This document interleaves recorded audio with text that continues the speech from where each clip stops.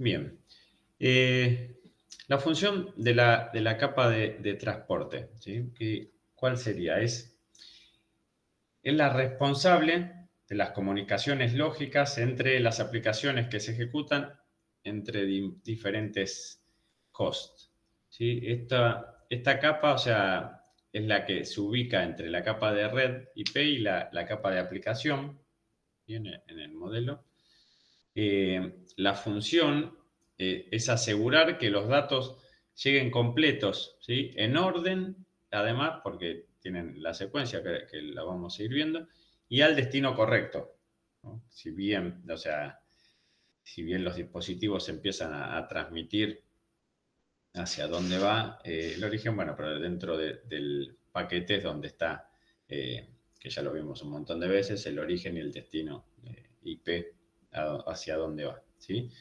Este enlace entre un usuario abre una página web, ¿sí? El navegador, que sería el cliente, es el que envía una solicitud a un servidor web, ¿sí? Y entonces la capa de transporte es la que se encarga de dividir los datos en segmentos, asignarles un número de puerto, ¿sí? En el caso por ahí de web, o sea, por defecto capaz tenemos el puerto 80, pero es algo que nosotros también podemos definir, ¿sí? Cuando nosotros nos instalamos algún tipo de aplicación que tiene su front, o cuando usamos Docker, por ejemplo, podemos definir un puerto diferente para ese front, y entonces se le asigna este número de puertos, ¿sí? Y además tiene que entregar cada segmento, ¿no? que dividió en el proceso, digamos, tiene que estar, digamos, entregarlo, digamos, correctamente en el destino, ¿sí? Con esa secuencia que se le va a ir dando al paquete, ¿sí? Como decíamos, esta capa tiene las siguientes responsabilidades, ¿sí? Es el seguimiento de conversaciones individuales, la segmentación de datos y rearmado de segmentos, agregar información de encabezado, identificar, separar y administrar múltiples conversaciones, y utiliza segmentación y multiplexación para permitir diferentes conversaciones de comunicación que se intercalen en la misma red. O sea, ¿qué quiere decir que esto? Que en la misma red no es que está hablando una sola persona o un solo dispositivo enviando mensajes, ¿sí? Son todos enviando múltiples mensajes, y entonces, digamos, tiene que administrar todo eso, ¿sí?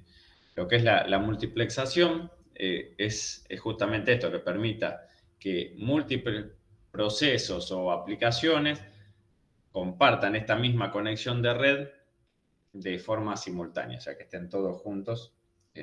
Por ejemplo, como se ve en la imagen, tenemos, digamos, alguien que está enviando un mail, otro que está chateando, varias páginas web, otro que está con una videollamada, otro viendo un streaming de video, y bueno, todo eso la red tiene que poder trabajarlo y que no se les mezclen cosas en el camino. Bien, los protocolos de esta capa, ¿sí? Es IP, no especifica la manera en que se lleva a cabo la entrega o el transporte de los paquetes. Los protocolos de capa de transporte especifican cómo transferir mensajes entre hosts y son responsables de administrar los requisitos de fiabilidad de una conversación. Si la capa de transporte incluye los protocolos TCP y UDP, como está acá en la diapositiva, ¿sí?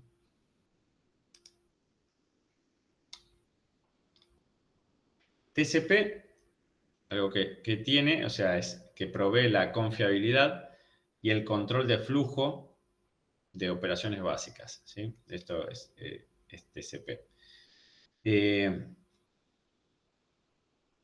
¿Por qué? Porque enumera y rastrea ya todos los segmentos de datos que están transmitidos a un host específico desde la aplicación que sea, ¿sí? Ya sea, o sea, como vimos, mail y demás. hace eso. Además, confirma estos datos recibidos, ¿sí? Entre los dispositivos se van hablando y se van enviando distintos, que ahora lo vemos más adelante, pero qué tipo de paquetes se envían como para confirmar estos datos. Vuelve a transmitir cualquier información que no haya llegado, o sea, que no tenga esa confirmación después de un cierto tiempo. Eh, bueno, los datos de secuencia que pueden llegar en un orden correcto es esto, o sea, que vuelve a transmitir esto, ¿no? Esto tiene un puntito de más hecho, pero lo que vuelve a retransmitir son los datos que no recibe respuesta y reenvía ese paquetito que no tuvo la respuesta, ¿sí? Con el mismo, o sea, lo reenvía con el mismo número de secuencia y demás para que pueda llegar correctamente. Y además tiene que enviar los datos a una velocidad eficiente para que sea aceptable por el receptor. ¿Sí? Acá tenemos, por ejemplo, una granja de servidores, ¿sí? Que tienen su switch y su router y salen a internet. Y tenemos un usuario que está pasando archivos, que tiene redundancia con 3 routers, sale a internet y lo está haciendo a través de un protocolo que es FTP. Es un protocolo de transferencia de archivos, eso es FTP File Transfer Protocol, y lo está pasando. Por ejemplo, esto podría ser un Drive, ¿no? Un Google Drive, y nada más que utilizando el protocolo FTP para el envío de datos. Bien, el UDP, que es el otro, digamos, protocolo que está dentro de esta capa, que es el protocolo de datagramas de usuario, eso significa UDP. El UDP proporciona las funciones básicas para entregar segmentos de datos entre las aplicaciones adecuadas, con muy poca sobrecarga y revisión de datos. UDP es un protocolo sin conexión, también se conoce como un protocolo de entrega de mejor esfuerzo, porque no hay reconocimiento de que los datos se reciben en destino. A UDP no le interesa si llegaron los datos o no llegaron. ¿Sí?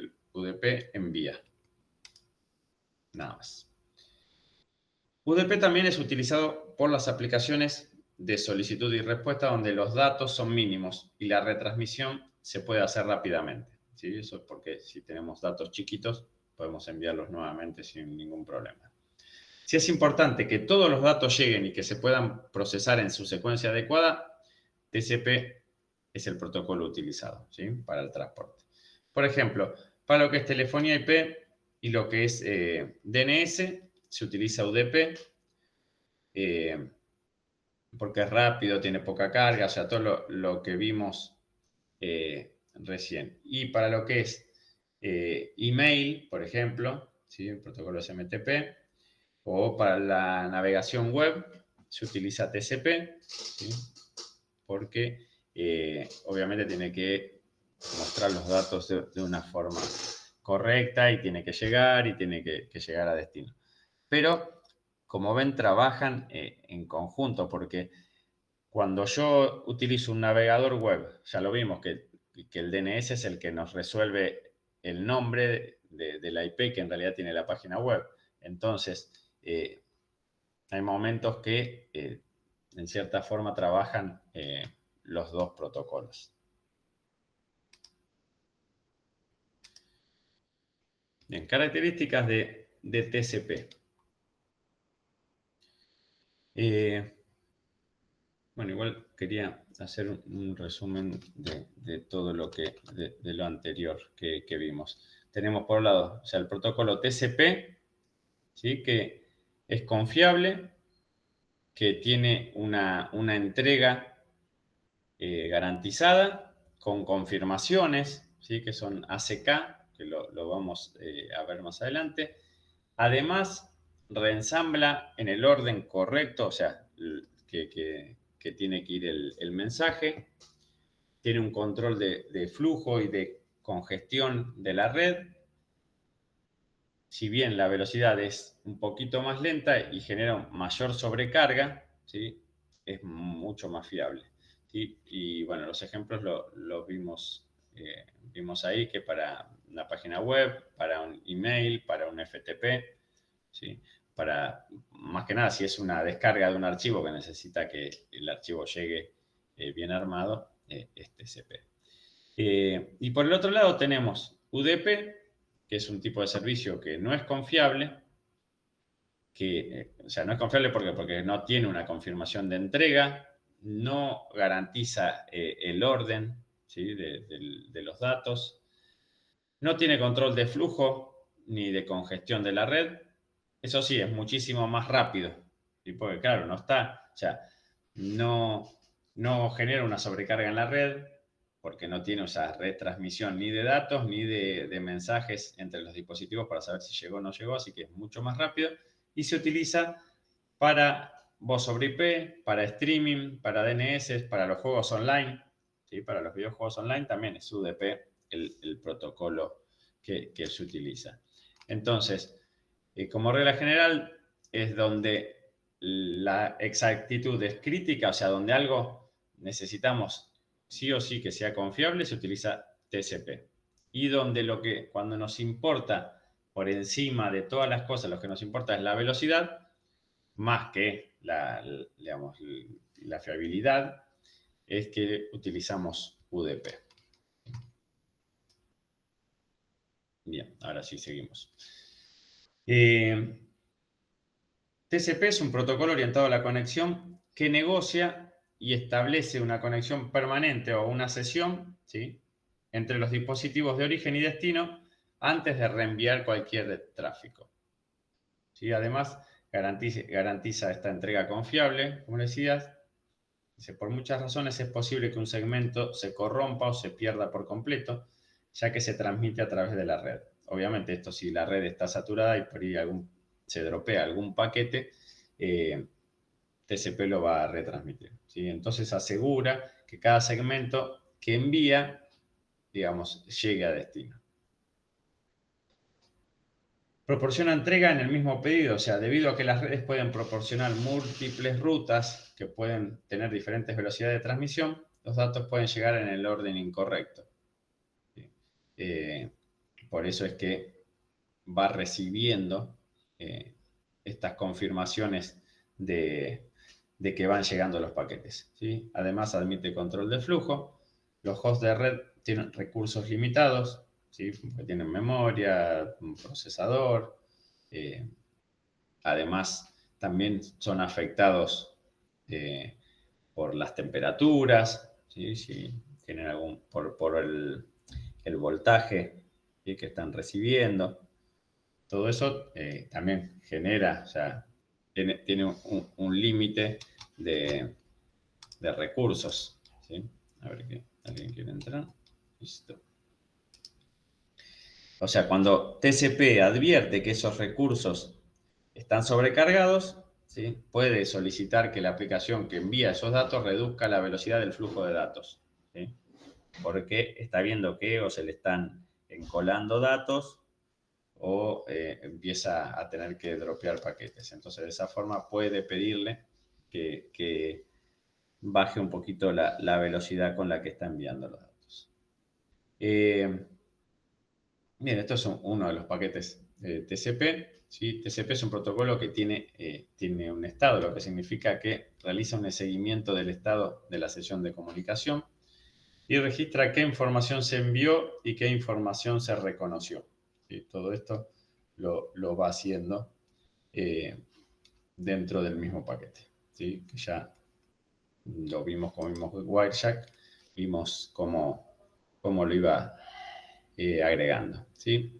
Esto en cuanto a los campos que tiene el encabezado de TCP/IP, tiene un puerto, bueno, TCP, tiene puerto de origen, puerto de destino, número de secuencia, la longitud del encabezado, tiene un campo de 6 bits que está reservado, pero que todavía no se dio uso, tiene los bits de control, ¿sí? que indican, digamos, el propósito y la función del segmento TCP. Tamaño de la ventana, suma de comprobación, ¿sí? Y esto para indicar si los datos que se contienen en ese paquete si son urgentes, ¿sí? TCP maneja todas las tareas asociadas con la división del flujo de datos en segmentos, proporcionando confiabilidad, controlando el flujo de datos y reordenando segmentos. Todo eso dijimos, ¿sí? Por ejemplo, tenemos HTTP, FTP, SMTP, que es el mail, SSH, que es otro tipo de conexión como la de Telnet, pero mucho más segura, ¿sí? Todo eso forma parte de TCP y va dentro del paquete IP. ¿Sí? Bien, visión general de UDP. Ya vimos TCP, vamos con la parte de UDP.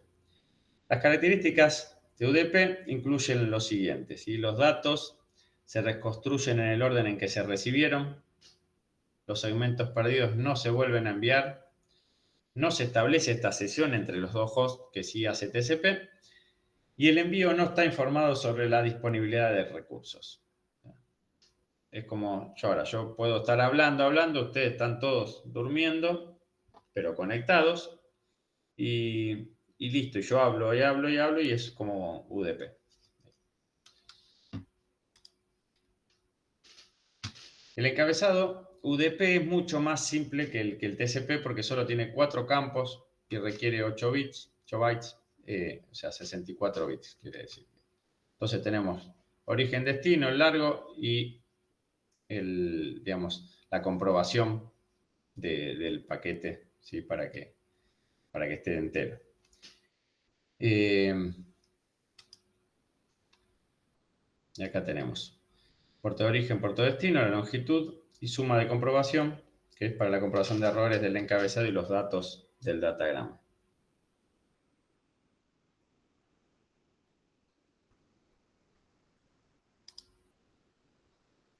Aplicaciones que utilizan UDP, DHCP, DNS, mail también, TFTP, que es otra forma de transferencia de archivos, voz IP, conferencia de video, todo eso. En aplicaciones de video y multimedia en vivo, ¿sí? Estas aplicaciones pueden tolerar cierta pérdida de datos, pero requieren poco o ningún retraso. Entonces, se utiliza para telefonía IP, para la transmisión de video en vivo. Aplicaciones con solicitudes y respuestas simples. Aplicaciones con transacciones simples en las que un host envía una solicitud y existe la posibilidad de que reciba una respuesta o no, por ejemplo, DNS y DHCP, envían, porque como puede no recibir respuesta, no es necesario. Y aplicaciones que manejan la confiabilidad por sí mismas, ¿sí? Comunicaciones unidireccionales, donde el control de flujo, la detección de errores, los reconocimientos y la recuperación de errores no son necesarios, o la aplicación puede manejarlos, ¿sí? Por eso estos ejemplos de SNMP y TFTP son los ejemplos que utilizan UDP. Por ejemplo, SNMP es un protocolo que, digamos, con el cual podemos obtener información de un dispositivo. ¿Sí? Yo en la herramienta de monitoreo en Savix, las consultas que hacemos a los equipos es a través de SNMP y, digamos, uno le puede especificar un OID que lo genera el dueño, o sea, en el caso de Cisco, lo hace Cisco. Si tenés Avaya, el propietario, digamos, de Avaya, genera estos, digamos, lo que genera son MIBs, se llaman MIB, que es la información, digamos, dónde conseguir toda la información del dispositivo. Entonces yo, con una sola por ahí consulta SNMP, puedo traerme cuántas interfaces tiene, cuáles son el tráfico de datos que está en la interfaz, por qué más, me traigo un montón de datos, pues me traigo velocidades de los coolers del router, la temperatura, el voltaje. Bueno, además, en base a eso se le puede aplicar, o sea, ciertas alertas en caso de que haya pérdida de paquetes. Podemos traer los nombres de las interfaces, la velocidad de cada interfaz, cómo está configurada. O sea, por SNMP podemos traernos todos los datos del equipo. Bien. Vamos a ver los números de puertos. ¿Qué es un puerto? Un puerto es un número, ¿sí?, que identifica una aplicación o servicio en un dispositivo, ¿sí? Sabes dónde encontrarlo, ¿sí? Y para lo que es, por ejemplo, TCP, que genera esta conexión, digamos, se denomina socket, ¿sí?, que es en realidad la combinación de la dirección IP más un número de puerto, ¿sí? Y eso representa una conexión única entre dos aplicaciones. Por eso es lo que establece TCP, ¿sí?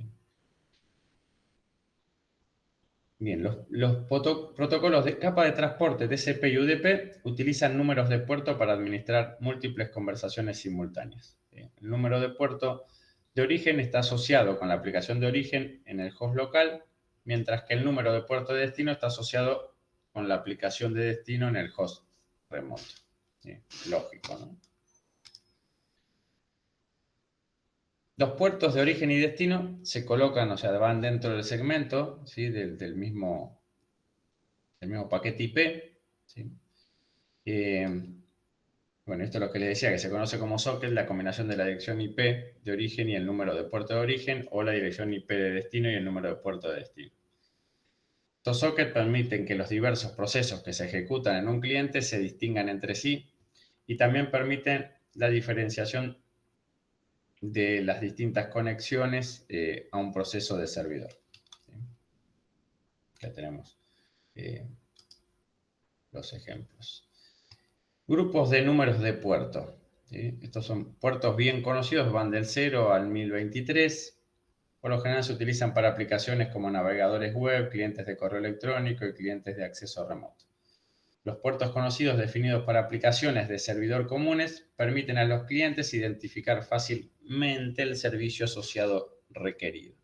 ¿Sí? Hay puertos que ya uno, si los empieza a utilizar, ya sabes qué puerto por defecto utiliza. No quiere decir que no lo puedas cambiar, pero hay puertos que ya son muy conocidos y te dicen que, digamos, ya sabes por qué puerto se está conectando. Es más, por defecto utilizan eso, que tanto que si vos haces un telnet a una IP, por defecto ya va al puerto 23, o sea, no necesitas especificárselo. Ahora, si vos tenés en el host remoto configurado otro puerto, cuando haces telnet y pones la IP, tenés que ponerle a qué puerto digamos, tenés configurado del otro lado, ¿sí? Si está por defecto, puerto 23 telnet. Tenemos puertos registrados también, que estos números de puertos son asignados a una entidad que lo solicita para utilizar con procesos o aplicaciones específicos.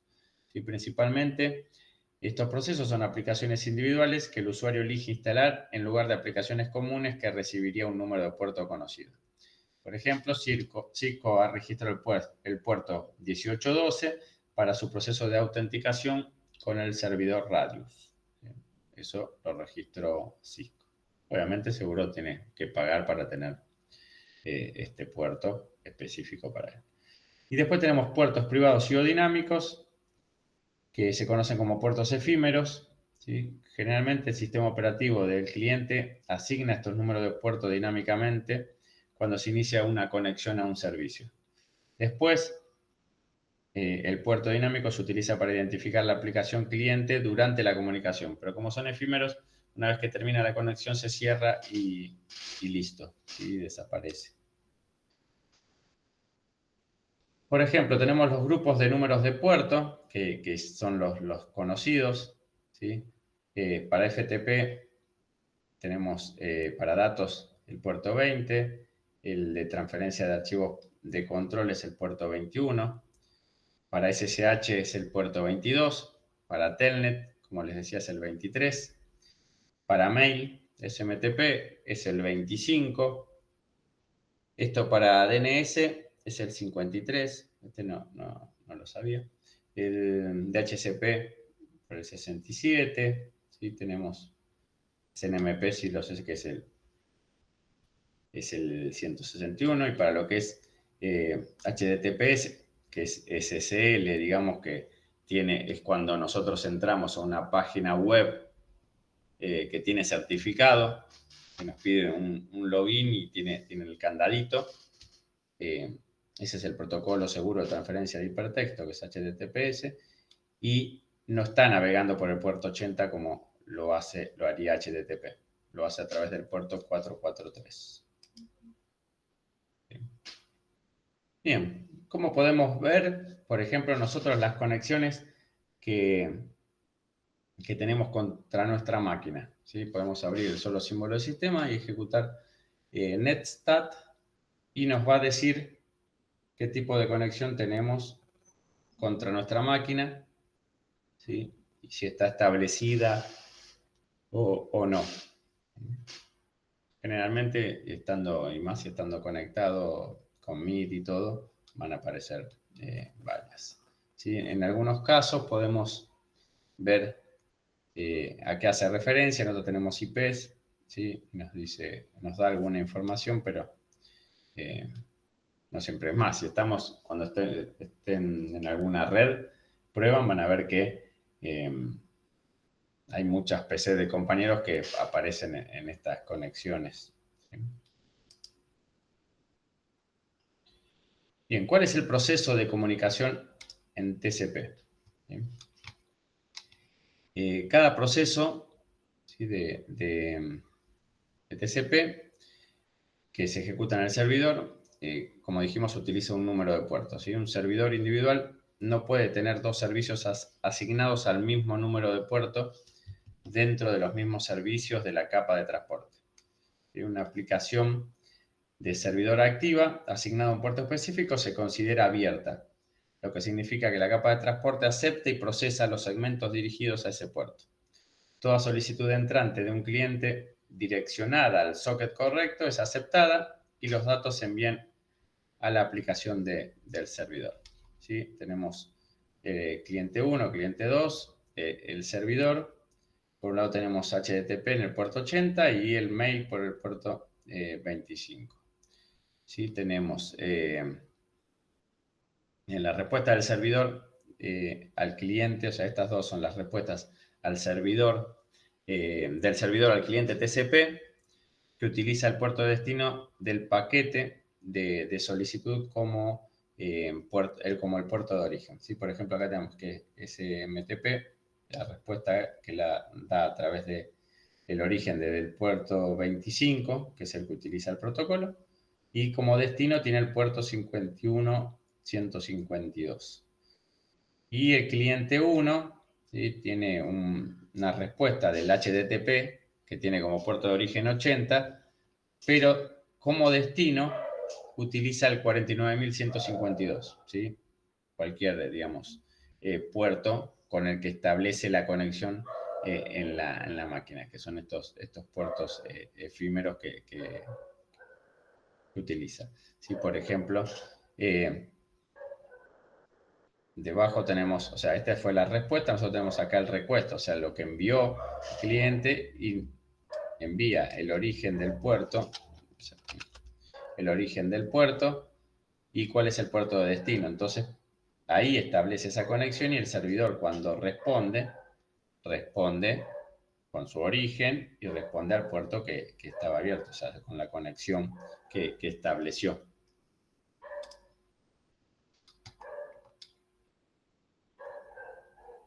Bien, en las conexiones TCP, ¿sí? El cliente, que es el host, es el que establece la conexión con el servidor mediante el proceso de enlace de 3 vías. ¿Sí? Es el three-way handshake. Entonces, por un lado tenemos que el cliente inicia una sesión de comunicación de cliente a servidor, ¿sí? Que sería el paso 1. ¿Sí?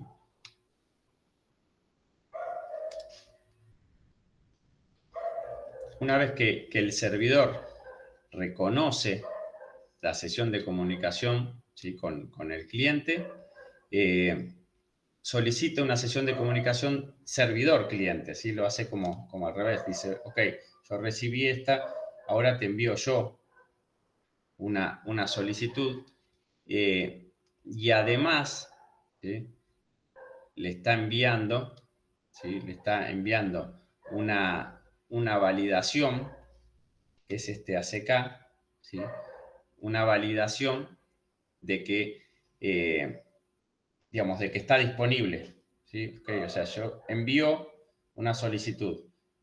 El servidor le dice, ok, estoy disponible, y le envía otra solicitud. ¿Para qué? Para que en el paso 3, ¿sí?, el cliente reconoce esta sesión de comunicación de servidor a cliente, ¿sí?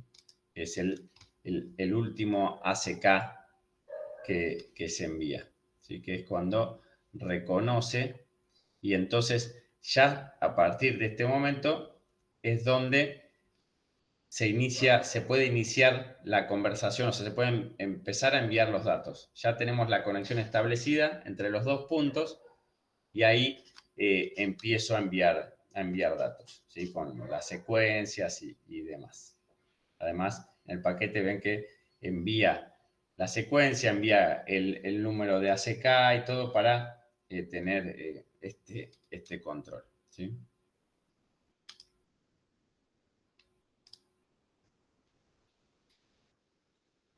Bien, para cerrar una conexión, ¿sí?, el indicador de control es el finish o el fin, ¿sí? Tiene que tener este encabezado, ¿sí?, del segmento para finalizar cada sesión TCP unidireccional, ¿sí?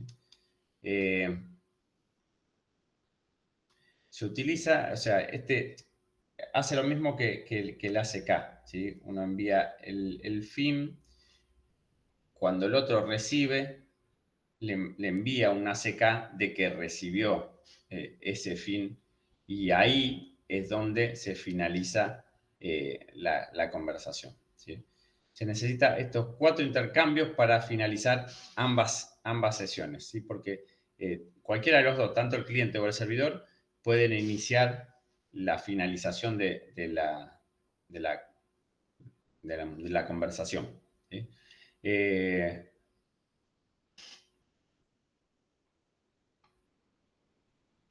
Así que tenemos que, digamos, se envía el segmento con un indicador fin, ¿sí? El 2, o sea, lo que sería el cliente, el servidor, lo que hace es enviar una ACK que se le acuse de recibo de este fin enviado para finalizar la conversación, y además le envía también su propio fin, ¿sí?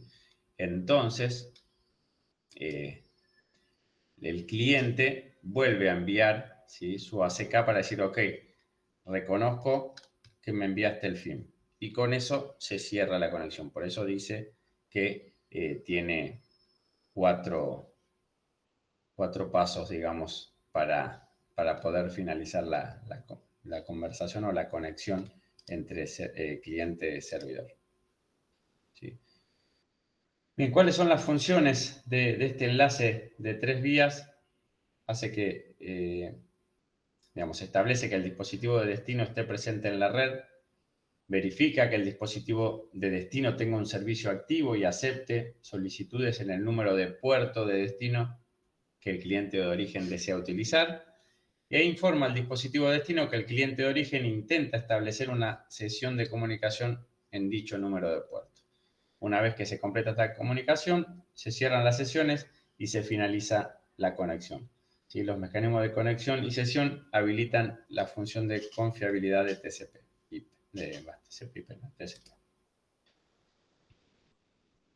Bien, análisis de protocolo del enlace TCP de 3 vías. Esto, si lo viéramos con el Wireshark, igual tenemos un video que está en inglés, no, este no estaba en inglés, estaba en español. Nos muestra con Wireshark qué es lo que hace este protocolo de enlace de 3 vías. Hay 6 indicadores de bit de control que dijimos que teníamos. Uno es el urgente, ¿sí? está acá dentro de este campo. El ACK, que es el indicador de acuse de recibo utilizado, ¿no?, en el establecimiento de conexión y la terminación de la sesión. PSH, que es una función de empuje, desconozco. RCT, que es para restablecer una conexión cuando ocurre un error o se agota el tiempo de espera. SYN es para sincronizar números de secuencia utilizados en el establecimiento de conexión. Y FIN es que no hay más datos del remitente y se utilizan en la terminación de la sesión. FIN es que para que sepa que ya no va a recibir más paquetes. A ver si esto no se va a mostrar. A ver.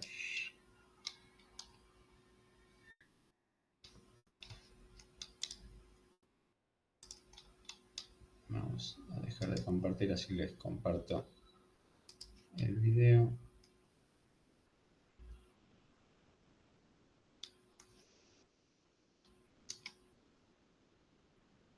Tendría que haberse abierto, pero...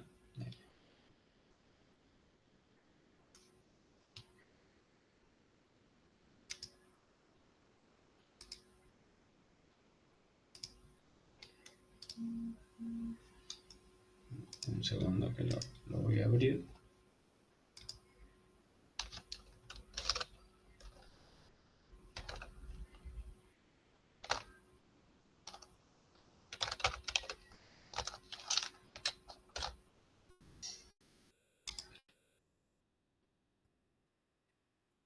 ¿Por qué no? No abrió.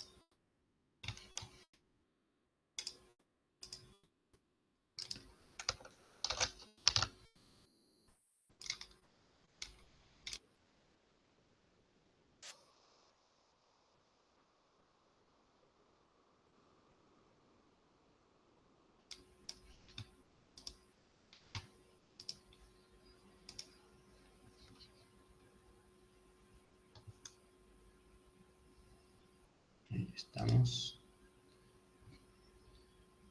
El three-way handshake, que básicamente es el procedimiento en el protocolo TCP/IP para establecer una conexión entre dos dispositivos de la red, ¿de acuerdo? Se llama three-way handshake porque, como veis, hay tres mensajes, un intercambio de mensaje de parte del host P al host Q, luego este le contesta y este le vuelve a contestar. Y si os fijáis, hay dos tipos de mensajes. Tenemos los mensajes SYN y los mensajes ACK. Vemos que en el primer mensaje, bueno, pongamos un poquito en contexto, este equipo de aquí quiere establecer una conexión con el host Q, que puede ser el servicio, o sea, puede ser un servidor. Imaginaros que esto es vuestro PC y esto de aquí es YouTube. Entonces tú te quieres conectar al servidor de YouTube para ver este fantástico vídeo. Voy a cambiarme un segundito por aquí para no taparos, aunque bueno, no era muy relevante lo que pasaba. Y entonces hemos dicho eso, que tenemos aquí el cliente que se quiere conectar a YouTube. Esto sois vosotros y esto sería YouTube. Entonces yo le mando un mensaje de SYN, que es la abreviación de Synchronize, y un número de secuencia. Entonces aquí el servidor recibe ese SYN y el número de secuencia. Ahora el siguiente paso es el servidor tiene que contestarle aquí al cliente. Pues él mismo le manda un SYN, como él le ha mandado, y aparte de mandarle su número de secuencia otra vez. Es como que esto mismo se repite, el servidor también lo manda también un ACK, que es un mensaje de acknowledgement, que significa que, oye, he recibido tu mensaje anterior. ¿Y cómo le confirma eso? Con el número de secuencia más 1. Y luego, obviamente, como este sabe que ya ha recibido su parte de la conexión, pues el cliente le manda un mensaje ACK con su número de secuencia seguido más 1 al servidor. Y entonces ya cuando el servidor lo recibe, ya sabe que tiene el mensaje de acknowledgement, le suma el 1 a su número de secuencia, dice que ok, perfecto, y ya pues empieza la conexión y empieza aquí la magia y la transferencia de datos, ¿de acuerdo? Es una cosa importante que tenéis que tener en cuenta porque luego cuando veamos los distintos tipos de escaneo con Nmap, pues veremos que uno manda el SYN ACK y el ACK establece la conexión, otro directamente solo manda un SYN, otro manda un paquetito con una flag activada, otro con otra flag activada, otro corta la conexión, ¿de acuerdo? Entonces, quería comentároslo así por encima para que lo tengáis en cuenta, que esto es, ya os digo, un poco más complejo porque hay bastantes flags. Luego también está el teardrop o teardown, ya no me acuerdo cuál es. Sí, es el teardown, que es el proceso donde se finaliza la conexión, pero ya os digo que todo eso en el curso de la web lo tenéis más detallado. Si quieres seguir...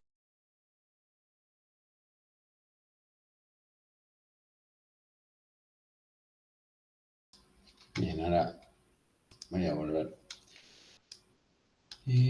con la presentación.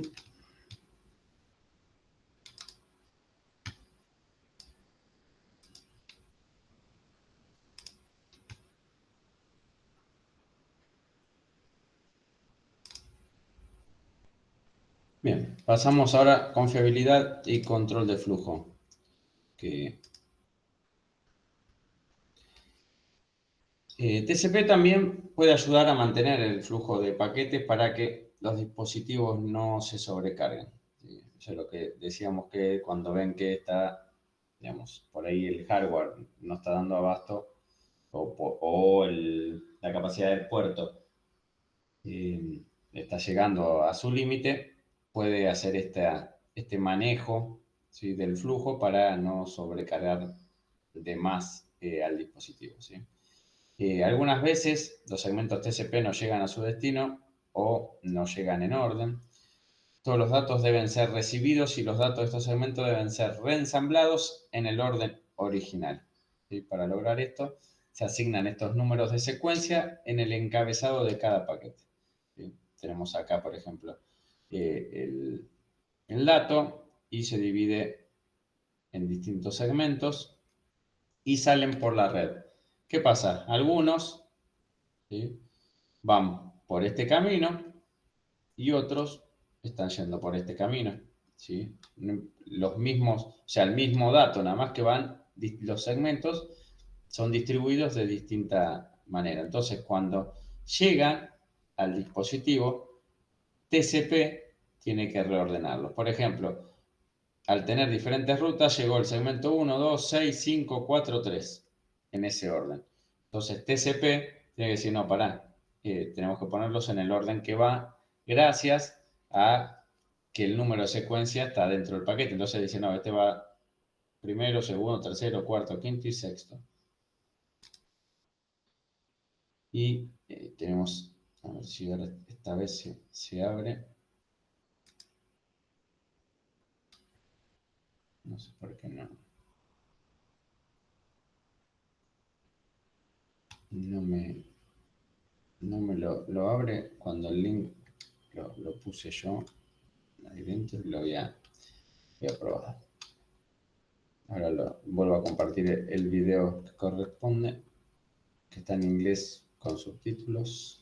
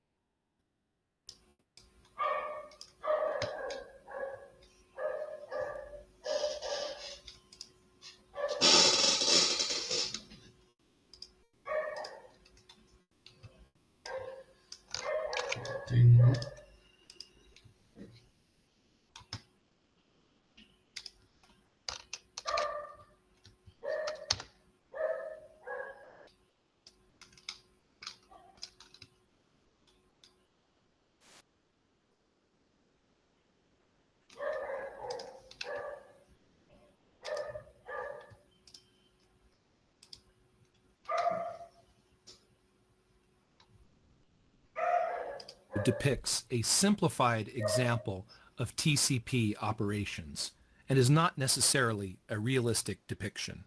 TCP is a connection-oriented protocol in that a connection is established first using a three-way handshake before data is sent. Another characteristic of TCP is that it's a reliable protocol. Two things that make it reliable are sequence numbers and acknowledgements.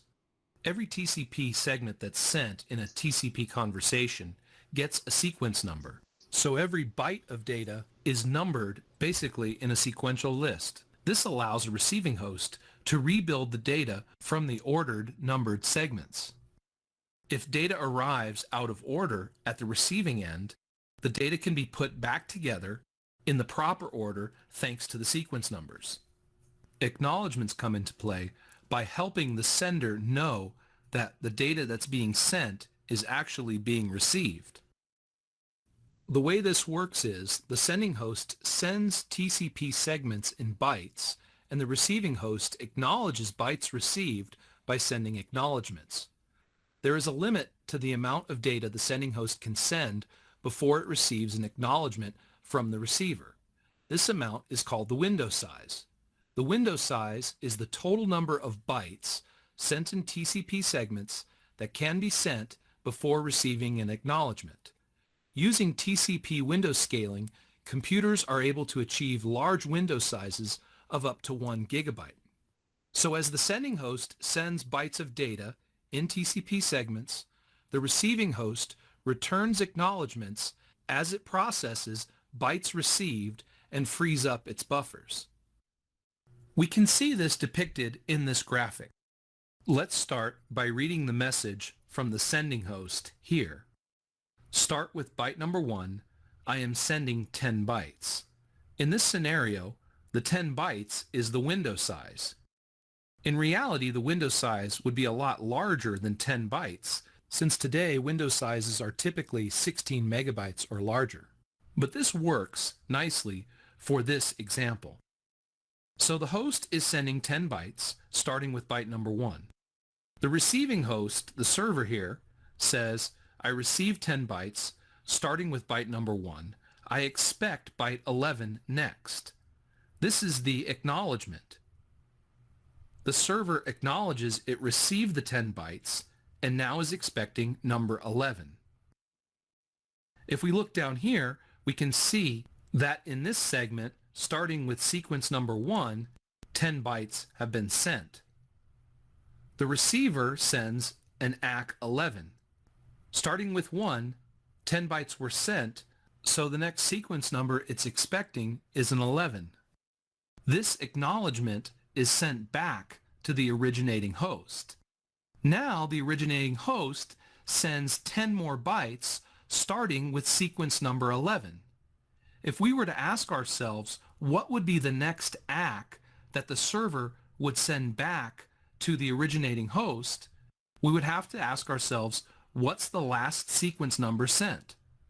Starting with 11, 10 bytes were sent, so the last sequence number that was sent was 20, so the ACK would be an ACK 21. That's the next expected sequence number. You can see how sequence numbers and acknowledgements, including the window size, make TCP a very orderly and reliable protocol.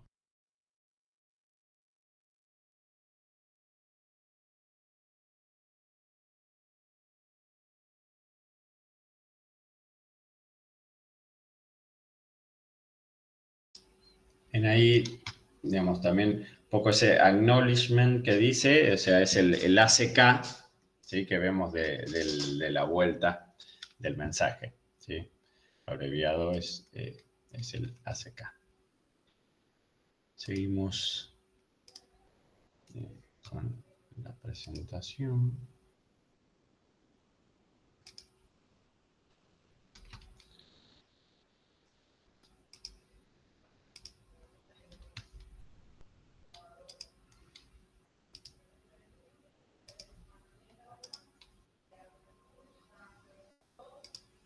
Ok, si no se puede compartir la pantalla.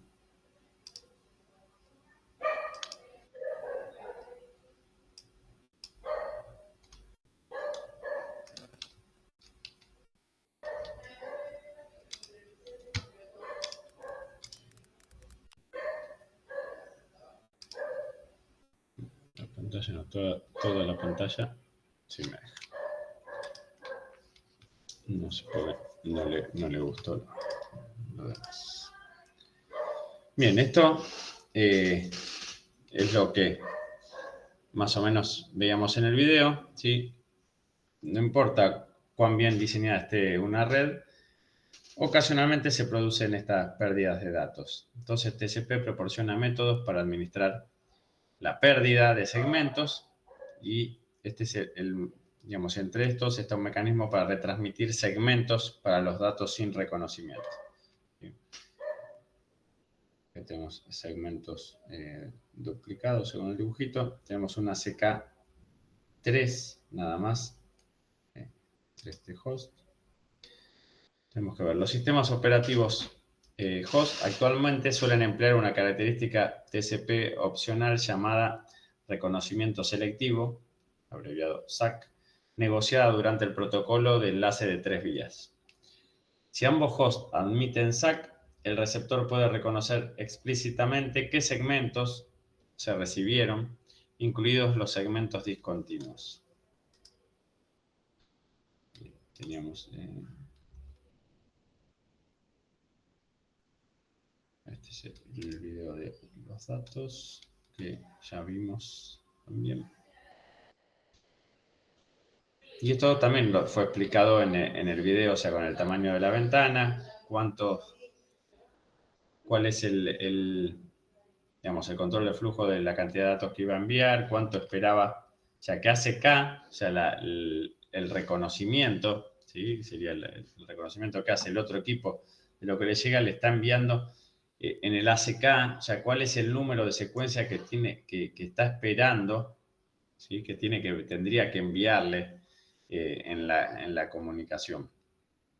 Si no llegara a eso, le va a retransmitir diciendo, yo estoy esperando este número de secuencia, ¿sí? Por eso es que es bastante confiable, justamente por eso.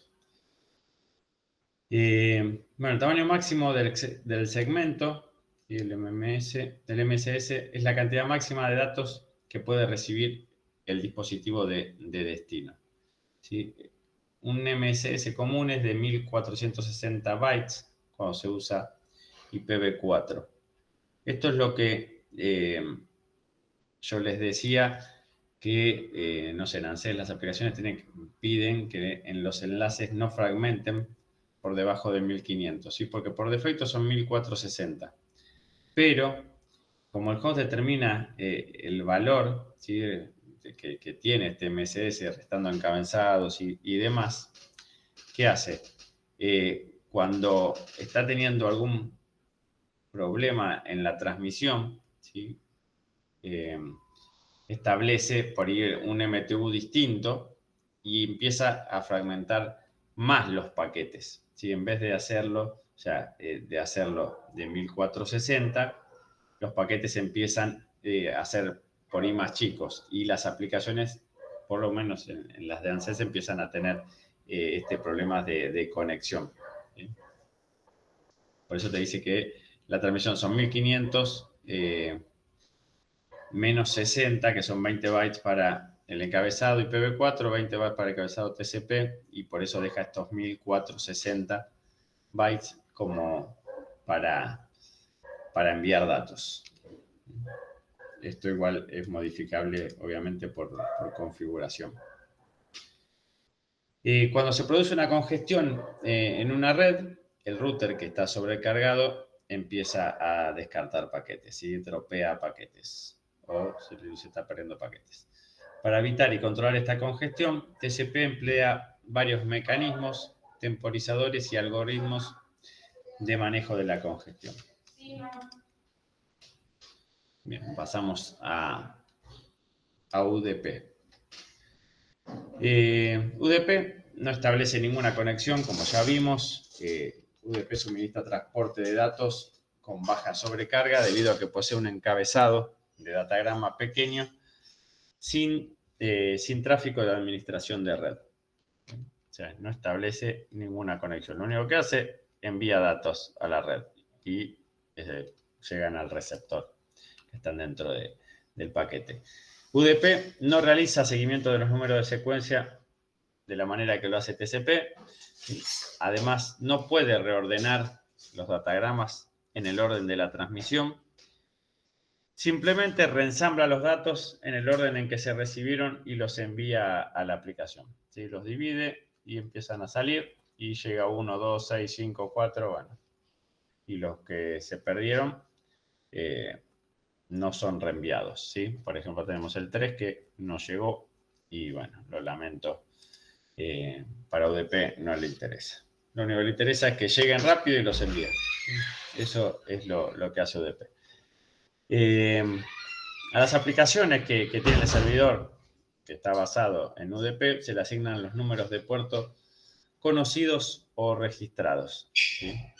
UDP recibe un datagrama destinado a uno de esos puertos y envía los datos de aplicación a la aplicación adecuada en base a su número de puerto. Por ejemplo, dijimos que el de Cisco, el puerto que registró, digamos, para conectarse con su cliente de Radius es el 1812 y bueno, lo hace a través de ese puerto por UDP. Un cliente DNS, dijimos que DNS utiliza el puerto 53, entonces el request del DNS se hace a través de ese puerto, ¿sí? Y por UDP. Acá tenemos el mismo dibujo que teníamos con TCP, ¿no? Cuando el cliente 1 espera la respuesta del DNS y lo envía a través del puerto 49152, que es el mismo que salía antes, y el DNS le responde con el puerto de origen 53, ¿sí? Porque el DNS utiliza 53, al puerto del cliente, en este caso es el 49152. Lo mismo pasa con el cliente 2, que envía, digamos, los datos al Radius a través de un puerto 51152 y el servidor de Radius le responde a través de su puerto, que es el 1812, le responde al puerto de destino, que es el cliente. ¿Sí? Por eso lo hace por los puertos conocidos, ¿sí? Que ya tienen asignado. Bien, como resumen del módulo, ¿qué tenemos? Que la capa de transporte es el enlace entre la capa de aplicación y las capas inferiores, ¿sí? Que son responsables de la transmisión a través de la red.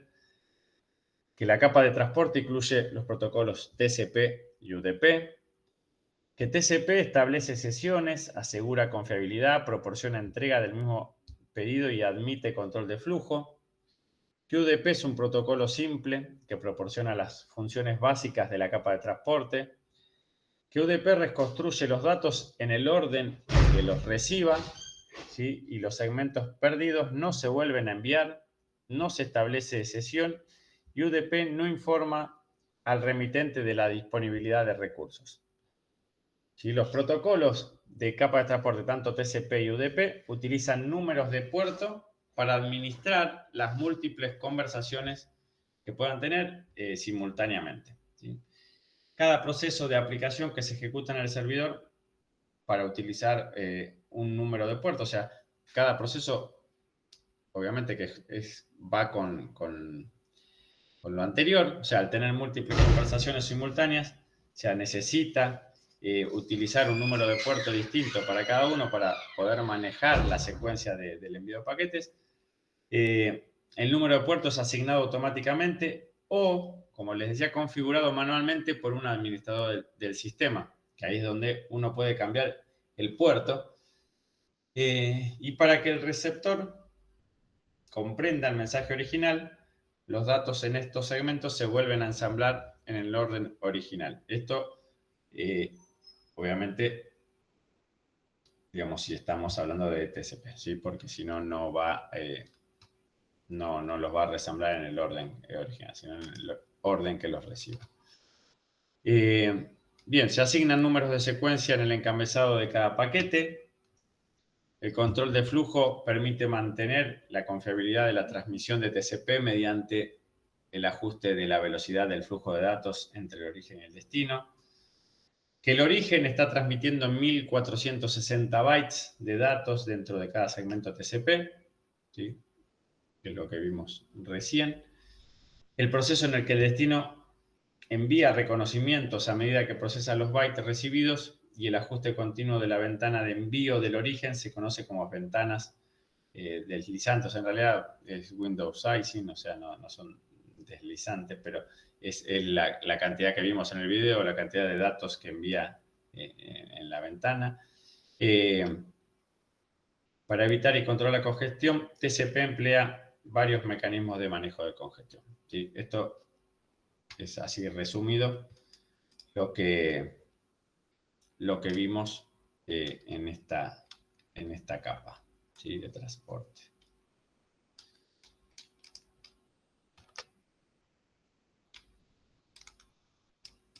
¿Están despiertos todavía? Sí, sí. Estamos acá. Sí. Era de verdad temas que en grupo y los expongan. Entonces las últimas clases van a estar hablando más ustedes y no yo.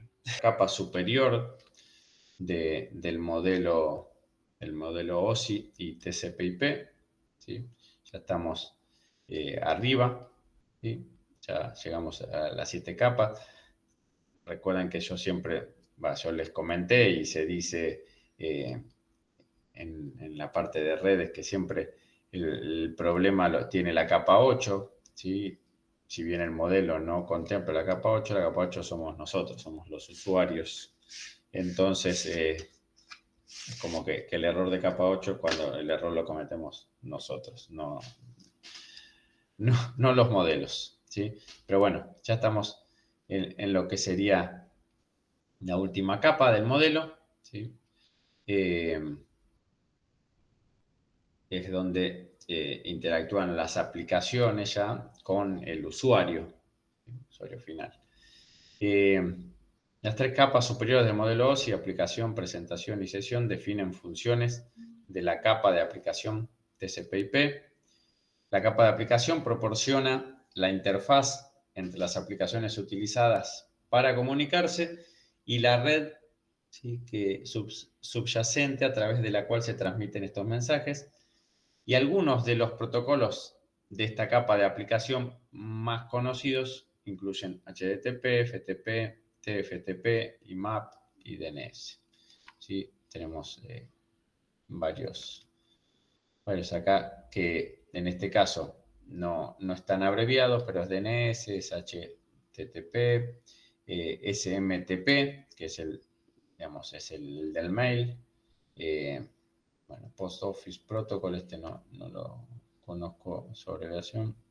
Sí, el de POP. Este es el cuando ponemos, por ahí queremos configurar en el celular, eso es POP. POP3 figura en el celular, por ejemplo, si queremos configurar una casilla de mail. Este es Dynamic Host Configuration Protocol, es el DHCP. File Transfer Protocol es FTP. Y este es el IMAP, Internet Message Access Protocol. ¿Sí? Pasa que uno los conoce, por ahí los conoce más con estos nombres y no sabe bien cómo, qué significan. Pero generalmente la P final es de protocolo.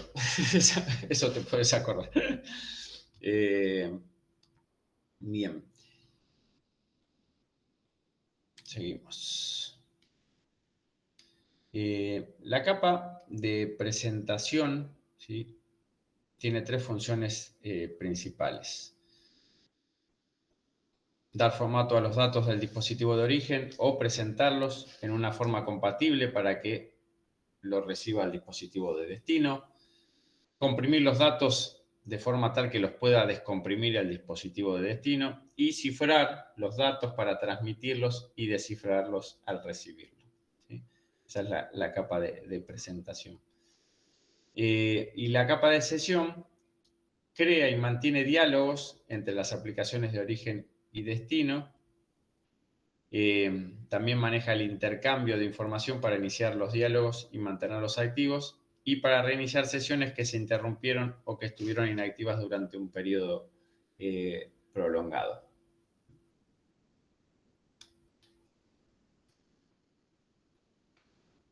En este caso tenemos acá en la capa de presentación, tenemos el formato de video MKB, MPG, MOV, tenemos los formatos de imágenes GIF y JPG y PNG, ¿sí? Por ejemplo.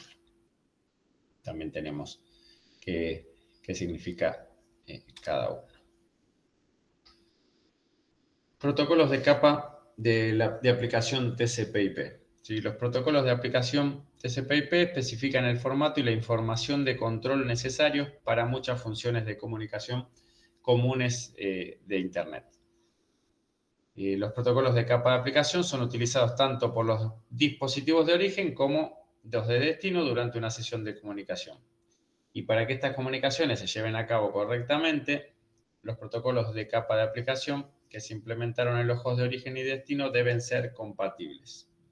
¿Sí? Por ejemplo, tenemos el DNS, dijimos podía ser TCP o UDP, y utiliza el puerto 53. ¿Y qué hace? Traduce los nombres de dominio, por ejemplo, como cisco.com, a direcciones IP. En el caso de DHCP, utiliza UDP para el cliente en el puerto 68 y para el servidor en el puerto 67.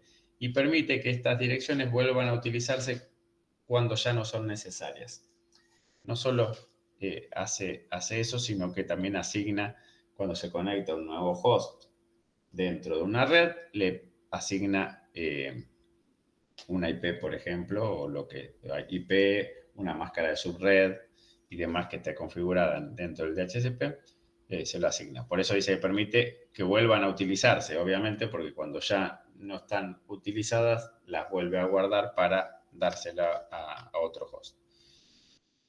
HTTP, tenemos que es TCP, va al 80 o 80-80 por defecto, y tiene un conjunto de reglas para intercambiar texto, imágenes, sonido, video y otros archivos multimedia con Internet, ¿sí? Con la www.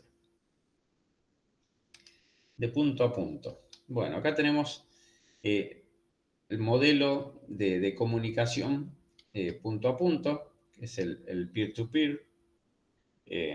Acá es donde el peer-to-peer es cuando digamos, se utilizaban clientes de descargas de archivos como lo que es un BitTorrent, ¿sí? No sé si los archivos torrent, no sé si alguno utilizó alguna forma, pero que es cuando vos estás descargando algo que está repartido en distintos, con otros clientes que tienen la misma parte y se van pasando entre ellos, te van pasando esas partecitas de archivo, pero estableces una conexión, ¿sí? Digamos, donde los nodos actúan como clientes y servidores al mismo tiempo. O sea, vos, así como vos podés recibir una parte de lo que estás descargando, envías la parte que tenés y la estás pasando a otro para que también la descargue. Sirve mucho para, o es ideal para compartir archivos o recursos directamente entre equipos. Puede ser también que, no sé, compartís en la red, haces una carpeta compartida para que la gente pueda poner y sacar archivos desde ahí y listo. O sea, eso también, porque hace esto, actúa como cliente o como servidor al mismo tiempo.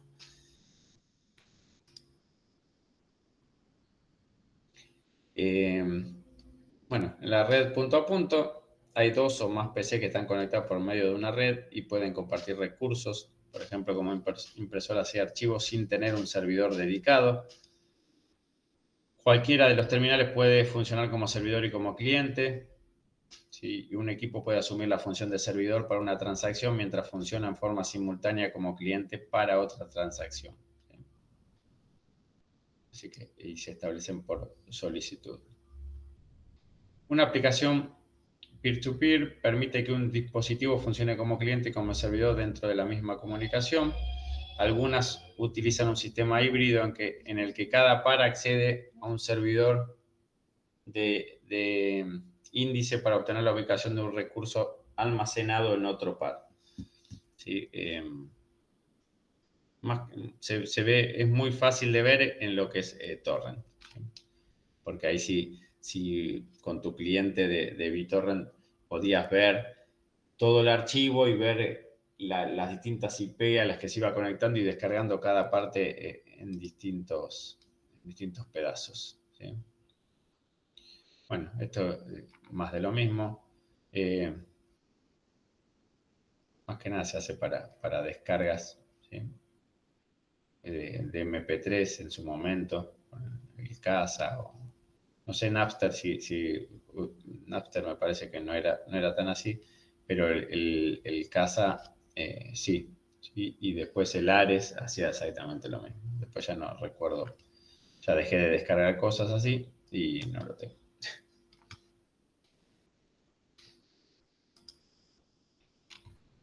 Bien, protocolos web y de correo electrónico. Ya un poco ya venimos reiterando, ¿sí? Que tenemos el protocolo de red, tenemos el HTTP, ¿sí? Para la web, digamos, ¿sí? Así que el explorador interpreta las tres partes de la URL, o sea, uno es el HTTP o HTTPS, dependiendo del tipo de protocolo que se está utilizando. Sabe que luego del HTTP, digamos, viene el nombre del servidor, ¿sí? que estamos buscando, y después, digamos, el index.html es el nombre del archivo específico solicitado. En este caso la URL es así. Generalmente, cuando nosotros accedemos a cisco.com, ya se entiende y redirecciona lo que es index.html, ¿sí? como página de inicio. ¿Bien?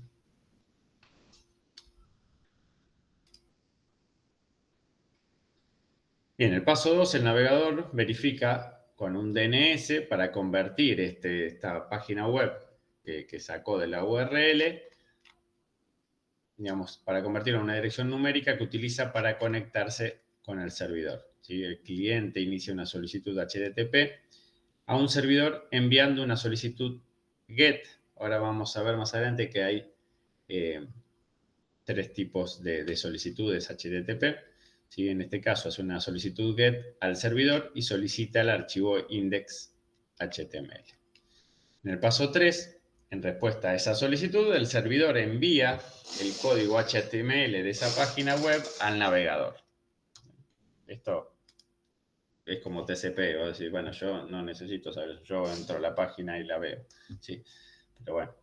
El paso 4, el navegador descifra este código HTML, PHP, no sé, JavaScript, lo que tenga dentro, y da formato a la página para que se pueda visualizar en la ventana del navegador. ¿Sí? O sea, todos los protocolos tienen envío de datos que no vemos, pero que corren por detrás y rápidamente para que nosotros cada vez tengamos menos tiempo de espera para aplicaciones, para navegar y demás. Además, estamos tan acostumbrados a que las páginas carguen rápido que cuanto demora un poquito ya queremos salir de ahí, la cerramos y chao. Bien, HTTP es un protocolo de solicitud-respuesta que especifica los tipos de mensajes utilizados para esa comunicación. Los tres tipos de mensajes comunes son GET, POST y PUT. ¿Sí? GET es solicitud de datos por parte del cliente, que como dijimos recién, que envía mensaje GET al servidor web para solicitar una página HTML. POST es para carga de archivos de datos, ¿sí? Como los datos de formulario al servidor web. Y PUT carga los recursos o el contenido, como por ejemplo una imagen en el servidor web. El PUT es para cargar, por ejemplo, un archivo, ¿sí? El POST es para enviar los archivos. Cuando ustedes, no sé, completan un formulario de Google, ¿sí? Que están haciendo, no sé, una evaluación o una encuesta y después tienen enviar datos. Cuando ustedes envían esos datos, redirecciona, digamos, dentro en la configuración hay un llamado a utilizar este protocolo POST para el envío de archivos, ¿sí? De esa forma, puedo enviar los archivos para que otra página pueda capturar esos datos, ¿sí? HTTP no es un protocolo seguro, ¿sí? Para comunicaciones seguras enviadas a través de Internet se debe utilizar HTTPS. Esto de HTTPS también lo vamos a volver a ver cuando vemos la parte de seguridad, porque yo quiero, además de la parte teórica que hay que dar de seguridad, quiero mostrarles, digamos, qué cosas tienen que ustedes verificar cuando les llega un mail y tratar de no caer en un phishing, que ya también vamos a ver que es una suplantación de identidad, y qué cosas hay que tener en cuenta. Y justamente una de las cosas es que tenga un certificado de confianza y que la página esté trabajando con HTTPS. Por ejemplo, un banco siempre trabaja en HTTPS, ¿sí? Nunca va a estar en HTTP, porque podrían ver los datos que se envían a través del protocolo.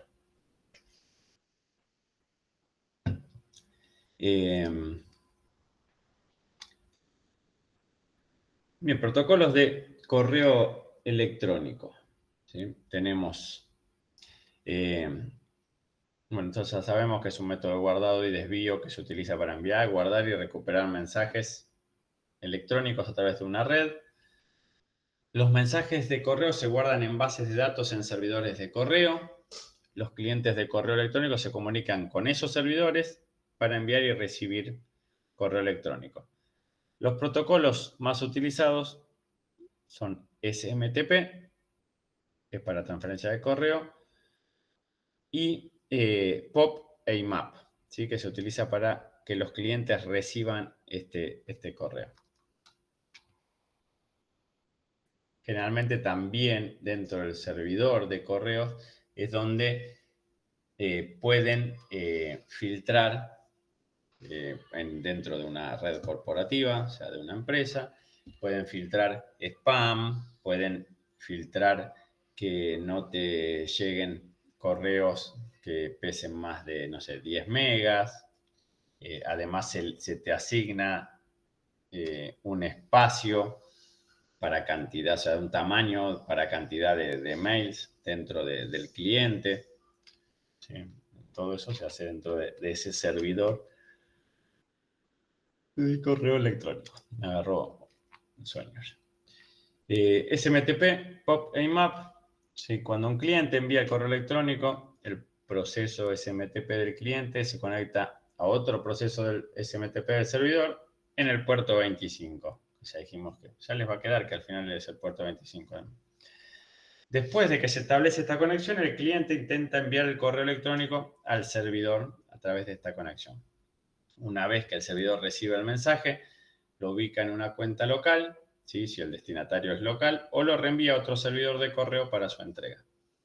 El servidor de correo electrónico de destino puede no estar en línea o puede estar ocupado. Si es así, SMTP pone en cola los mensajes que se enviarán más adelante. ¿Sí? Los formatos de mensaje SMTP requieren un encabezado del mensaje, dirección de correo electrónico del destinatario y dirección de correo electrónico del remitente y un cuerpo del mensaje. POP es utilizado por una aplicación para recuperar correo electrónico de un servidor de correo. ¿Sí? Cuando el correo se descarga del servidor al cliente mediante POP, los mensajes se eliminan en el servidor. ¿Esto qué quiere decir? Y me pasó una vez hace muchísimos años que me descargué acá en la computadora de casa. No suelo tener un cliente de correo. ¿Sí? Si quiero abrir Gmail, lo abro a través del navegador. Pero una vez me descargué un cliente. Yo no sabía esto de POP y SMTP y MAP, nada de esto.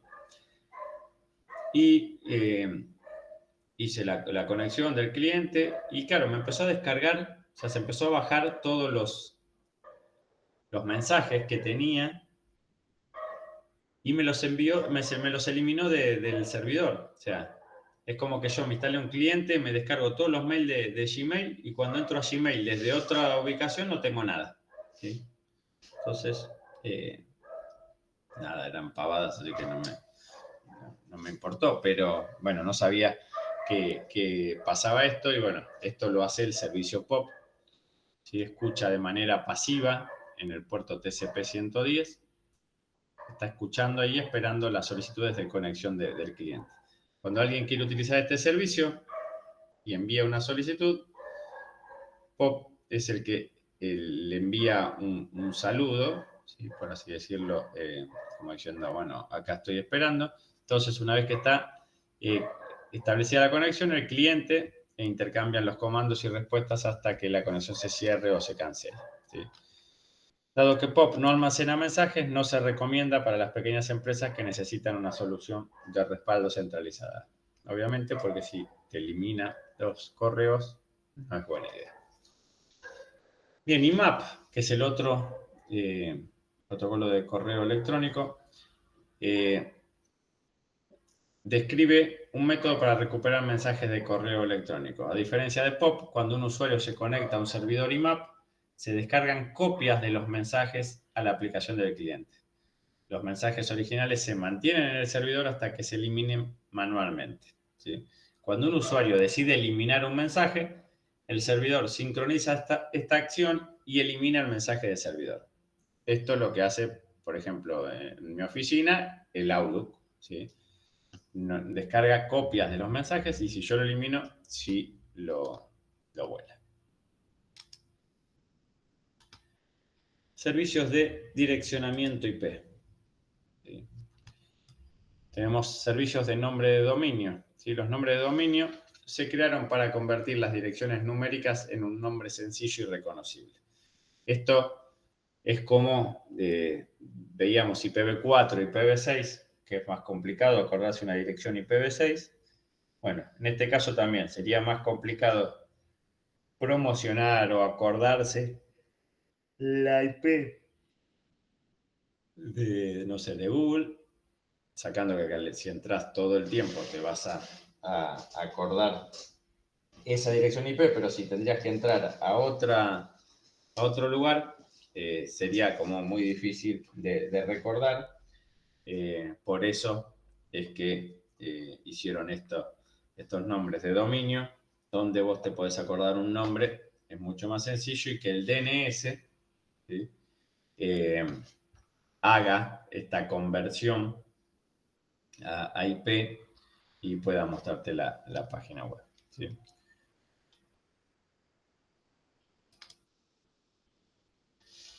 ¿Cómo es que hace esto? Bueno, el servidor DNS almacena diferentes tipos de registros de recursos utilizados para resolver nombres. Estos registros contienen el nombre, dirección y tipo de registro.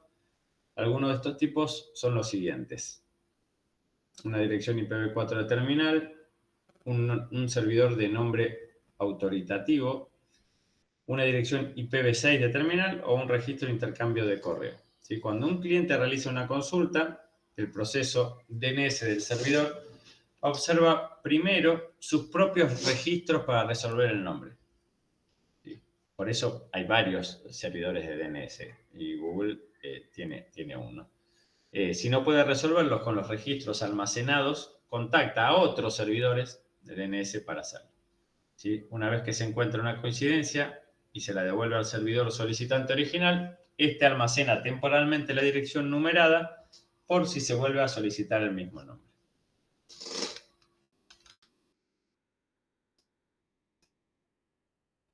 Y este formato de mensaje es el que se utiliza para todas las solicitudes de clientes y respuestas del servidor, para los mensajes de error y para las transferencias de información de registro de recursos entre servidores. ¿Sí? Tenemos la pregunta para el servidor de nombres, registro de recursos que responden la pregunta, registro de recursos que apuntan a una autoridad y registro de recursos que poseen información adicional. Esta es la sección de mensajes de DNS.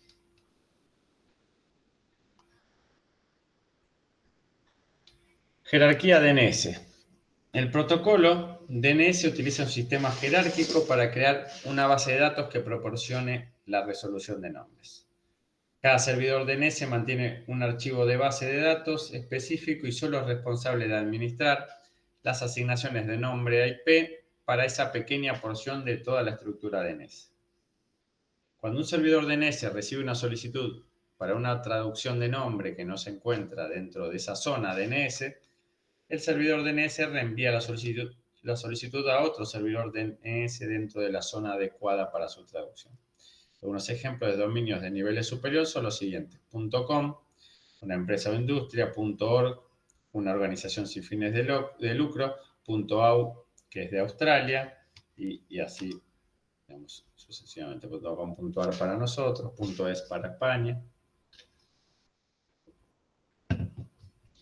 Bien, acá tenemos, por ejemplo, o sea, si nosotros queremos,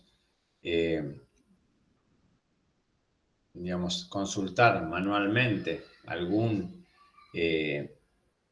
digamos, algún host, ¿sí? O alguna web para saber qué IP resuelve, ¿sí? Cuál es la IP de ese.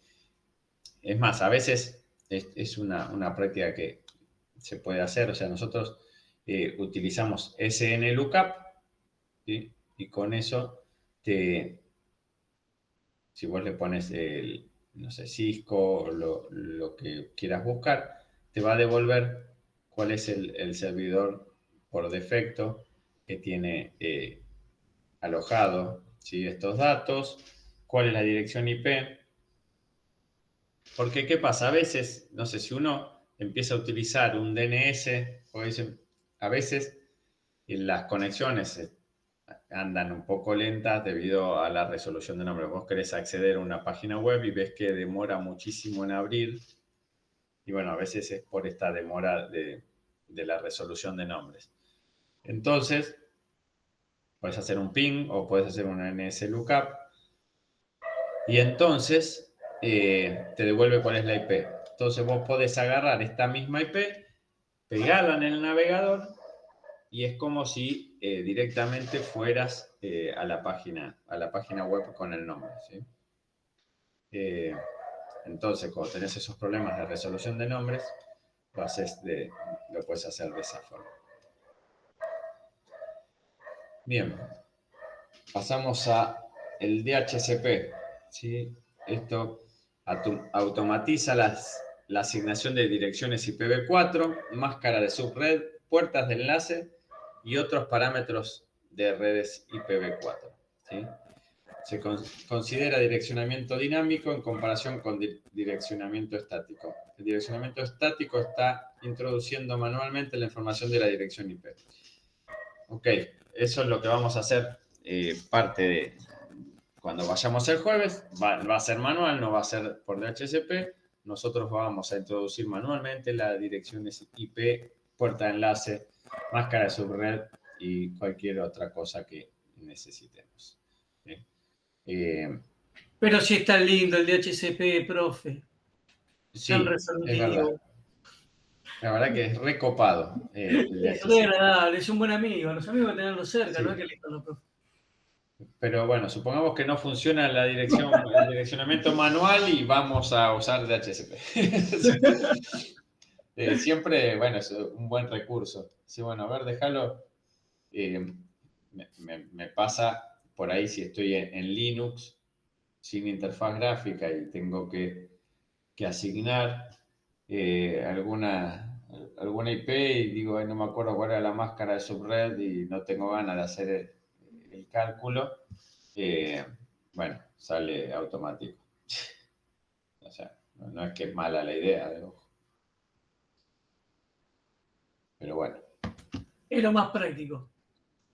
Hoy en día se usa el DHCP, o sea, no es que no se usa. Y más en redes grandes, porque si no dependes de un archivo o de una persona que se acuerde las asignaciones de IP que va haciendo como para no duplicar. Entonces el DHCP te ayuda muchísimo en eso. Sí, aparte con las colisiones es más sencillo. Si tenés una máquina nueva, un equipo nuevo que configurar, No tenés que tener una tabla con todos los datos de todas las IP, no tiene mucho sentido. No, totalmente, no tiene sentido. Y además, no sé, Windows, y creo que todos, ya vienen, por defecto, vienen para establecer la conexión automáticamente. O sea, cuando vos conectás, ya está, ya el DHCP está escuchando y te devuelve, bueno, es parte Sí, de lo sí, que tiene sí. la resolución, el servicio de HCP levantado. Linux también. Claro, y entonces directamente al estar levantado ya se le va a asignar una IP y en poco tiempo tenés a la PC dentro de la red. ¿Sí? ¿Por qué? Porque acá lo comenta un poco donde el cliente, o sea, DHCP, transmite un mensaje de Discover, ¿sí? Donde está todo el tiempo, o sea, descubriendo nuevos dispositivos en la red. Entonces, cuando detectan estos mensajes, empieza a hacer y mira, el servidor de DHCP responde con un mensaje de oferta de DHCP que ofrece una concesión al cliente. O sea, si un cliente recibe más de una oferta debido a varios servidores de DHCP en la red, tiene que elegir una, ¿sí? Porque tiene que tener una sola. Por lo tanto, debe elegir entre ellos y enviar un mensaje de solicitud DHCP request que identifique el servidor explícito y la oferta de concesión que el cliente acepta. ¿Sí? Después de esto, el servidor devuelve un mensaje de confirmación de DHCP, que es DHCP ACK, ¿sí? Que reconoce al cliente que se ha finalizado la concesión. ¿Sí? Entonces ahí es donde le brinda, o sea, si cumple con las políticas que disponga el administrador de la red o seguridad, les va a enviar una IP.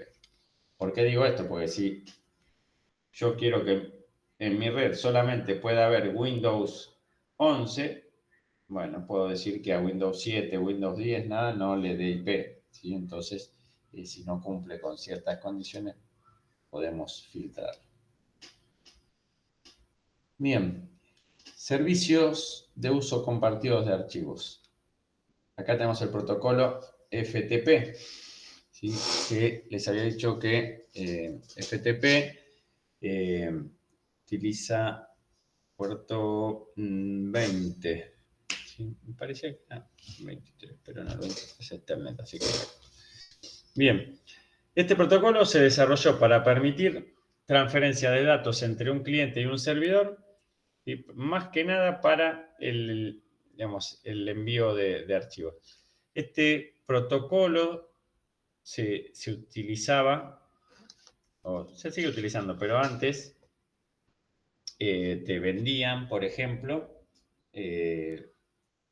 digamos, un acceso a alguien tenía un servidor en lo que era lo que hoy es la nube, ¿no? Pero lo tenía en internet, como si fuera que tenía un Google Drive. Subía las películas cuando antes se descargaban para poder verlas. Entonces, esta persona no sé cómo los conseguía y te vendía el acceso a ese file server, ¿no? A través que te podías conectar a través de FTP, te vendía o te cobraba una membresía para que vos puedas descargarte las películas de ahí a través de un cliente FTP. ¿Sí? Te daba un usuario y una contraseña, vos podías entrar y descargarte el archivo. El uso de FTP es como cuando mostré el WinSCP, ¿sí? Para conectarse a los servidores y poder transmitir, no sé si lo mostré con ustedes o con los chicos de Linux, pero bueno, es algo que vos podés agarrar y arrastrar de una ventana a otra y transferir los archivos de esa forma, ¿sí? Entonces se establece, o sea, la primera conexión para controlar el tráfico se hace al puerto 21, ¿sí? El tráfico consiste en comandos de cliente y respuesta de servidor, como todo. O sea, ya vimos que todas las conexiones tienen esto, ¿sí? Para establecer una conexión, alguien envía un mensaje, ese mensaje, digamos, se recibe y se envía otro mensaje diciendo, recibí tu mensaje y ahora te envío el mío. Entonces vos tenés que darme el ok para establecer esta conexión, ¿sí? Lo que sí se hace en diferentes puertos, pero en general todos utilizan ese tipo de intercambio de mensajes, ¿sí? Esta ventanita que vemos hacia la derecha es, digamos, bueno, son recursos compartidos, pero es parecido a cómo se ve en el FTP el poder enviar las carpetitas y enviar los archivos, ¿sí? En este caso, el bloque de mensajes del servidor, SMB, es un protocolo cliente-servidor para compartir archivos, ¿sí? Los servidores pueden hacer que sus recursos estén disponibles en la red para que lo usen los clientes, ¿sí? Tiene 3 funciones: iniciar, autenticar y terminar sesiones. Controla el acceso a los archivos y a las impresoras. Puede autorizar una aplicación para enviar o recibir mensajes para o de otro dispositivo, ¿sí? A diferencia del protocolo para compartir archivos, los clientes establecen una conexión a largo plazo con los servidores, ¿sí? Después de establecer la conexión, el usuario del cliente puede acceder a los recursos en el servidor como si el recurso fuera local para el host del cliente. Esto es, nosotros configuramos una impresora que está en red, pero la configuramos en nuestro sistema operativo como si fuera nuestra impresora, y podemos mandar a imprimir como si estuviéramos conectados directamente a esa impresora. Por ejemplo, Google Drive, si te descargas la aplicación y la instalás, te queda como si tuvieras un espacio en disco dentro de tu PC, pero en realidad le transferís, le copias y pegas archivos que van a estar dentro del Drive, ¿sí? Bien, ahí llegamos al final de esto. Y como resumen, vimos que los protocolos de capa de aplicación se utilizan para intercambiar los datos entre los programas que se ejecutan en los hosts de origen y destino, que la capa de presentación tiene 3 funciones principales: formateo, presentación de datos, compresión de datos y cifrados de datos para la transmisión y descifrados de datos al recibirlo, que la capa de sesión crea y mantiene diálogos entre las aplicaciones de origen y destino. En el modelo cliente-servidor, el dispositivo que solicita información se denomina cliente y el dispositivo que responde a esa solicitud se denomina servidor. Que en una red peer-to-peer hay 2 o más PC que están conectadas por medio de una red y que pueden compartir recursos sin tener un servidor dedicado, ¿sí? Porque comparten entre ellos. También vimos que los 3 tipos de mensajes comunes en HTTP son GET, POST y PUT, que el correo electrónico soporta 3 protocolos separados para funcionar: SMTP, POP y MAP, ¿sí? Vimos que POP te descarga los mensajes y los elimina del servidor, y que IMAP te descarga una copia de esos mensajes que están dentro del servidor, SMTP sería, y que va sincronizando a medida que van llegando mensajes nuevos, y que si eliminas uno, se sincroniza y elimina así el del servidor, pero siempre baja copias. Que el protocolo del DNS define un servicio automatizado que coincide con los nombres de recursos que tienen la dirección de red numérica solicitada. Que DHCP para IPv4 automatiza la asignación de direcciones IPv4, obviamente, máscara de subred, puerta de enlace y otros parámetros de redes. Y los mensajes de DHCP versión 6 son Solicit, Advertise, Information Request y Reply. Un cliente FTP es una aplicación que se ejecuta en una computadora cliente y se utiliza para insertar y extraer datos de un servidor FTP. Y aquí hay 3 funciones que los mensajes SMB pueden iniciar, autenticar y terminar sesiones. Controlan el acceso a archivos e impresoras y permiten que una aplicación envíe mensajes a otros dispositivos o los reciba de él.